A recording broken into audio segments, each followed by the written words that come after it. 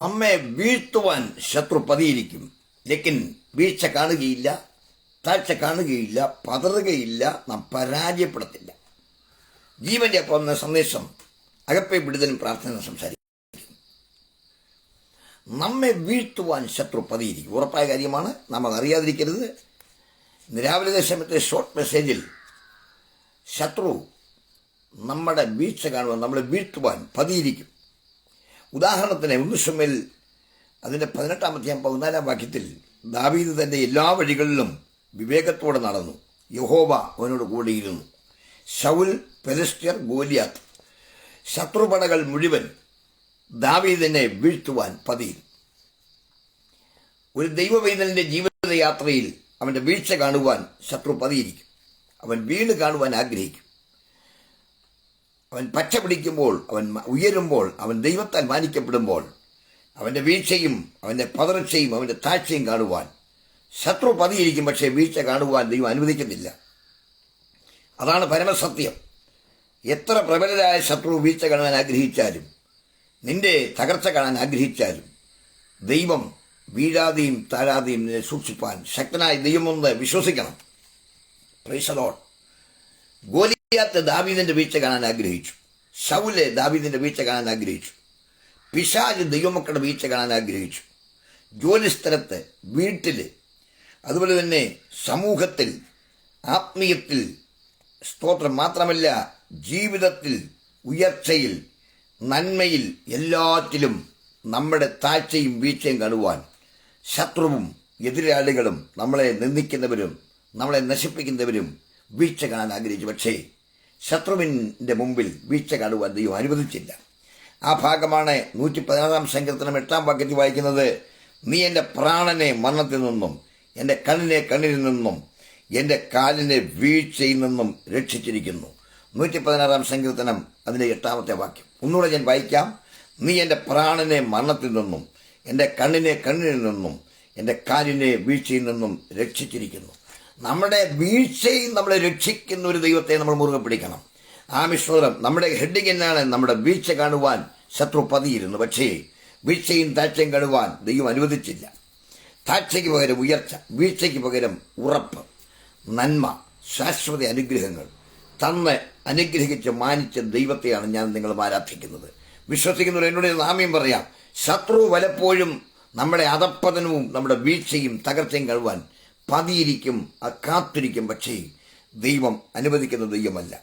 സ്തോത്രം. 119 സങ്കീർത്തനത്തിൻ്റെ 95 വാക്യത്തിൽ ദുഷ്ടന്മാർ എന്നെ നശിപ്പിക്കാൻ പതിയിരിക്കുന്നു എന്ന് വായിക്കുന്നു. 119 സങ്കീർത്തനം 95 വാക്യത്തിൽ ദുഷ്ടന്മാർ എന്നെ നശിപ്പിക്കാൻ പതിയിരിക്കുന്നു. കണ്ടോ, നശിപ്പിക്കാൻ പതിയിരിക്കുന്നവരുണ്ട്, വീഴ്ച കാണാൻ പതിയിരിക്കുന്നവരുണ്ട്, തകർക്കാൻ പതിയിരിക്കുന്നവരുണ്ട്, വെട്ടുവാൻ പതിയിരിക്കുന്നവരുണ്ട്, ഇല്ലാതാക്കാൻ പതിയിരിക്കുന്നവരുണ്ട്, കാത്തിരിക്കുന്നവരുണ്ട്, ഈ കാഴ്ചയ്ക്ക് വേണ്ടി മാത്രം ചെവി ഓർക്കുന്നവരുണ്ട്. പക്ഷേ ഉറപ്പായ ദൂത് പറയാം, വീഴ്ചയും ഭവിക്കത്തില്ല, താഴ്ചയും ഭവിക്കത്തില്ല, ഉയർച്ച തന്നെ ഭവിക്കും. കരം പിടിക്കുന്ന ദൈവം, രക്ഷിക്കുന്ന ദൈവം, കാക്കുന്ന ദൈവം, ആമേൻ. വിവേകത്തോടെ നടക്കുന്നവനെ സൂക്ഷിക്കുന്ന ദൈവം, പ്രാർത്ഥിക്കുന്നവനെ അറിയുന്ന ദൈവം. അത് മാത്രമല്ല, ദൈവത്തിന് വേണ്ടി നിലകൊള്ളവന്റെ അധപ്പതനം കാണുവാൻ നീ ഒരിക്കലും അനുവദിക്കത്തില്ല. നിന്റെ ശത്രുവിന്റെ മുമ്പിൽ, നിന്നെ പകയ്ക്കുന്നവരുടെ മുമ്പിൽ, നിന്റെ എതിരാളിയുടെ മുമ്പിൽ, നിന്റെ വീഴ്ച കാണാൻ ആഗ്രഹിക്കുന്നവരുടെ മുമ്പിൽ അവൻ നിന്നെ കരം പിടിച്ച് നല്ല മാന്യമായി നടത്തുവാൻ കഴിയുന്ന ദൈവത്തെയാണ് നാം സേവിക്കുന്നത്. വിശ്വസിക്കുന്നവർ ഒരാമയും പറഞ്ഞ് സ്തോത്രം ചെയ്യാം. ഇന്ന് രാവിലെ സമയം നമ്മുടെ വീഴ്ച കാണുവാൻ ശത്രു പതിയിരുന്നാലും, താഴ്ച കാണുവാൻ ആഗ്രഹിച്ചാലും ഇതൊന്നും അനുവദിക്കാത്ത ഒരു ദൈവത്തെയാണ് നാം സേവിക്കുന്നത്. എത്ര പേരിനോട് ചേർന്ന് സ്തോത്രം ചെയ്യാൻ കഴിയും? കഴിഞ്ഞ നാളുകളിലൊക്കെ വീട്ടിൽ, നാട്ടിൽ, സമൂഹത്തിൽ, ജോലിസ്ഥലത്ത്, ആത്മീയത്തിൽ നമ്മുടെ വീഴ്ച കാണുവാൻ അസൂയാലുക്കളായ, കോപമുള്ള, എതിരുള്ള, നമ്മുടെ താഴ്ച കാണാൻ ആഗ്രഹിക്കുന്ന ശത്രുക്കൾ നമ്മുടെ വീഴ്ച കാണാൻ ആഗ്രഹിച്ചു, നമ്മളെ വീഴ്ത്തുവാൻ പതിയിരുന്നു. പക്ഷേ ഒരിക്കലും ദൈവം അത് അനുവദിച്ചില്ല. ബലവാനവൻ നമ്മളെ ബലത്തിന്റെ കരങ്ങളിൽ താങ്ങി. എത്ര പേര് വിശ്വസിച്ച് സ്തോത്രം ചെയ്യുന്നു? നിന്റെ വീഴ്ച കാണുവാൻ ശത്രു പതിയിരിക്കും, പക്ഷേ വീഴുവാൻ അനുവദിക്കാത്ത ദൈവം. താരാൻ അനുവദിക്കാത്ത ദൈവം, തകരാൻ അനുവദിക്കാത്ത ദൈവം, കൂടെ നടക്കുന്ന ദൈവം, കരം പിടിക്കുന്ന ദൈവം. അതിലെ വായിച്ച ദാവീദിന്റെ എല്ലാ വഴികളും വിവേകത്തോടെ നിന്നു. യഹോവ അവനോട് കൂടി ഉണ്ടായിരുന്നു. ജോസഫിനോട് കൂടെ ദൈവം ഉണ്ടായിരുന്നു എന്ന് അപ്പോസ്തലപ്രവൃത്തി 7-9 വാക്യത്തിൽ വായിക്കുന്നു. നാം ഇങ്ങനെ പല കാര്യങ്ങളും ചിന്തിക്കണം. വീഴ്ച കാണുവാൻ ദൈവം അനുവദിക്കുന്നില്ല. വീഴ്ത്തുവാൻ ശത്രു പതിയിരുന്നാലും നമ്മളെ വീഴാൻ അനുവദിക്കാത്ത ദൈവം. അല്ലെങ്കിൽ നിന്റെ വീഴ്ച കാണുവാൻ പതിയിരിക്കുന്നവരുടെ നടുവിൽ വീഴ്ചകളപ്പുറം താഴ്ചകളപ്പുറം ഉയർച്ച തന്ന് വിടുതൽ തന്ന് രക്ഷിക്കുന്ന ഇന്ന് നമുക്ക് രാവിലെ പറയാനുള്ളത്, നമ്മളെ ഇതിൽ നിന്നെല്ലാം വിടുവിച്ച ഒരു ജീവനുള്ള ദൈവത്തെയാണ്. ആരാണത്? നസറേയനായ യേശുവാണ്, കർത്താവായ ദൈവമാണ്. ആ ദൈവത്തെ മുറുകെ പിടിക്കാൻ കഴിഞ്ഞാൽ നിന്റെ വീഴ്ചയോ നിന്റെ പതർച്ചയോ നിന്റെ താഴ്ചയോ കാണുവാൻ ശത്രുവിന്റെ മുമ്പിൽ ദൈവം അനുവദിക്കുന്നവനല്ല. Praise the Lord. പിശാച് ഏത് കാലത്തും ദൈവമക്കളെ തകർച്ച കാണുവാൻ ആഗ്രഹിക്കും, ദൈവമക്കളെ തകർക്കാൻ ആഗ്രഹിക്കും, വീണ് കാണാൻ ആഗ്രഹിക്കും, വീണ് പോകാൻ ആഗ്രഹിക്കും. പക്ഷേ ദൈവം സമ്മതിക്കത്തില്ല. വീഴുവാൻ തക്കവണ്ണം ശത്രു തള്ളി യഹോവയുടെ കരം താങ്ങും. ദൈവത്തിന് സ്തോത്രം. മാത്രമല്ല, നമ്മുടെ കാലുകളെ ഇടർച്ചയെന്ന് വീഴ്ചയെന്ന് വിടിയിക്കാൻ കഴിയുന്ന ഒരു കർത്താവ്, നമ്മുടെ പരാജയങ്ങളെ ജയമാക്കാൻ കഴിയുന്ന ദൈവം, നമ്മളെ മുൻപോട്ട് കരം പിടിക്കുന്ന ദൈവം, നമ്മുടെ ഭാരത്തിന്റെ അനുഭവത്തിന്റെ നടുവിൽ നമ്മുടെ കണ്ണീരൊപ്പുന്ന ദൈവം, കരയുന്ന സമയത്ത് നമ്മുടെ അരികെ വന്ന് കണ്ണീർ ഒപ്പിട്ട് കരയുണ്ട എന്ന് പറയുന്ന കർത്താവ്. മാത്രമല്ല, എല്ലാം നഷ്ടപ്പെട്ട് വഴിയിൽ നമ്മളായിരിക്കുമ്പോൾ കിദ്രോൻ തോട്ടിന്റെ അരികിൽ ദാവീദിന് വിരോധമായി ശത്രു പതിയിരുന്ന് വെട്ടുവാൻ ശ്രമിക്കുമ്പോൾ പതിയിരിപ്പുകാരുടെ കയ്യിൽ നിന്ന് വിടുവിക്കുന്ന ദൈവം.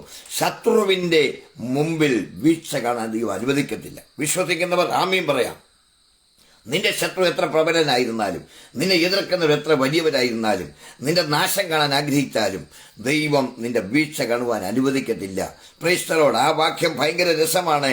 മുമ്പേ വായിച്ചതായ സങ്കീർത്തനത്തിന്റെ 118 സങ്കീർത്തനത്തിന്റെ 16 സങ്കീർത്തനത്തിന്റെ 8 വാക്യത്തിൽ, നീ എന്റെ പ്രാണനെ മരണത്തിൽ നിന്നും എന്റെ കണ്ണിനെ കണ്ണിൽ നിന്നും എന്റെ കാലിനെ വീഴ്ചയിൽ നിന്നും രക്ഷിച്ചിരിക്കുന്നു. കണ്ടോ, വീഴ്ചയിൽ നിന്ന് രക്ഷിക്കുന്ന ദൈവം.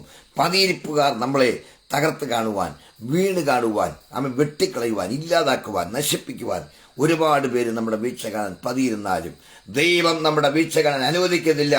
ആമീൻ പറഞ്ഞ് സ്തോത്രം. ഇന്ന് രാവിലെ സമയം സ്പഷ്ടമായി ദൂത് പറയാം. എനിക്കും നിങ്ങൾക്കും വിരോധമായി ഒത്തിരി പേര് നമ്മുടെ താഴ്ചയും നാശവും ഇല്ലായ്മ ആകെ കളയുവാൻ ശ്രമിക്കുന്നവരുണ്ട്.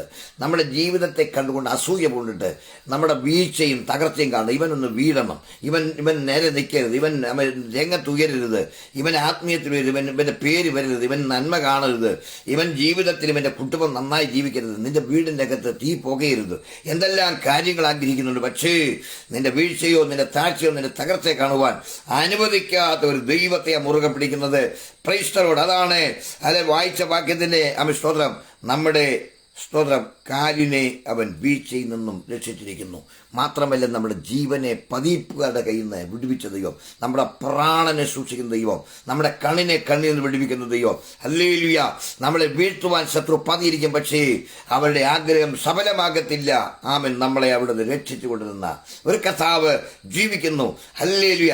നാശകരമായി കുഴഞ്ഞ ചീറ്റി നമ്മളെ രക്ഷിച്ച ദൈവം. സ്തോത്രം. അന്ധകാരത്തിന് അല്പപ്രകാശത്തിൽ കൊണ്ടുവന്ന ദൈവം.